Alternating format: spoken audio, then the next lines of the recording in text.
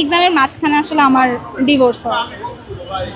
আল্লাহ আপনার ভাগ্যে যেটা রাখছে সেটা তো হবেই, তাই না? কনফিডেন্ট ছিলাম না যে আমার রেজাল্ট কী হবে, বা আমি অন্য কাউকে দেখাইতে চাইনি আসলে। ইনফ্যাক্ট আমি এখনও আমার পয়েন্ট যেটা, আমি তো জিপিএ 5 পাইনি, সো আমার পয়েন্ট যেটা আমি এখনও সবাইকে মেনশন করিনি। দু একজন ক্লোজ মানুষ ছাড়া, পার্সন ছাড়া, ফ্যামিলি ছাড়া আমি আমার পয়েন্টটা আমি কাউকে মেনশন করিনি আসলে। আপনার কাছে কি মনে হয় যে ফলাফলই জীবনের সব ভাগ্য বা সফলতা নির্ধারণ করে?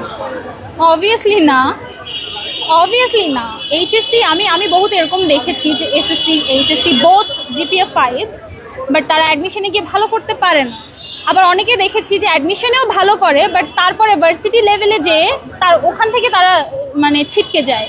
সো দিন শেষে আসলে মানে সাকসেসফুল কে যে কখন কিভাবে সাকসেসফুল হবে, এটা আসলে depends on his or her hard work আর লাক, অবভিয়াসলি লাক। আমি আসলে তাদের মনের কথা আমি বলতে পারতেছি না, বাট আমার মনে হয় তারা ছোটোবেলা থেকে তাদের মেয়েকে নিয়ে যে স্বপ্ন দেখছে, ছোটোবেলা থেকে তাদের মেয়ের থেকে যে এক্সপেকটেশন তারা রাখছে, যে ফলাফল পেয়েছে, পিএসসি বলেন, জেএসসি বলেন, এসএসসি বলেন, সেইভাবে তো তারা পায়নি। ওই দিক থেকে হিসাব করলে অবভিয়াসলি তাদের মন খারাপ, তারা হয়তো এটা আমার থেকে এক্সপেক্ট করেনি। বাট হ্যাঁ, আমার সিচুয়েশন অনুযায়ী, আমার আসলে সিচুয়েশন যেমন ছিল সেই অনুযায়ী রেজাল্ট আমার মনে হয় ভালোই হয়েছে। আমার ফ্যামিলি, আমার মন খারাপ দেখে আমার ফ্যামিলি আরও আমাকে এখন বোঝাচ্ছে যে আম্মু তুমি যেভাবে এক্সাম দিছো এইভাবে অন্য কেউ এক্সাম দিলে হয়তো পাস করতে পারতো না, সো তুমি ওই হিসাবে ভালো করছো।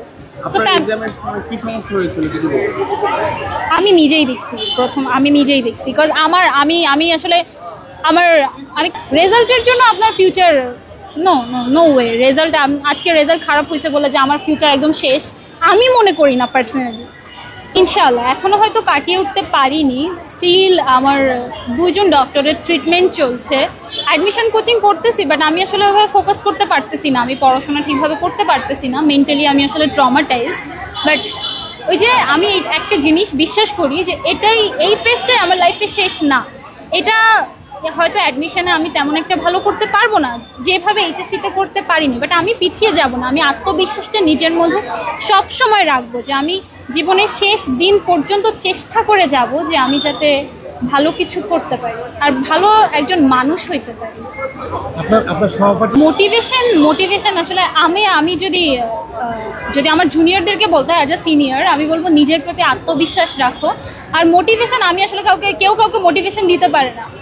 আমাকে যদি 100 জন মিলেও আমার পাশে আমাকে 1000টা মোটিভেশন দেয়, এটা আসলে আমার ততটা গায়ে লাগবে না যদি আমি নিজের মধ্যে নিজেকে মোটিভেটেড না করি। সো সবাইকে আমি বলবো যে নিজেকে মোটিভেশন দাও, নিজেকে মোটিভেট করো যে আমি এটা পারবো, আমি আমাকে ফিউচারে ওখানে দেখতে চাই।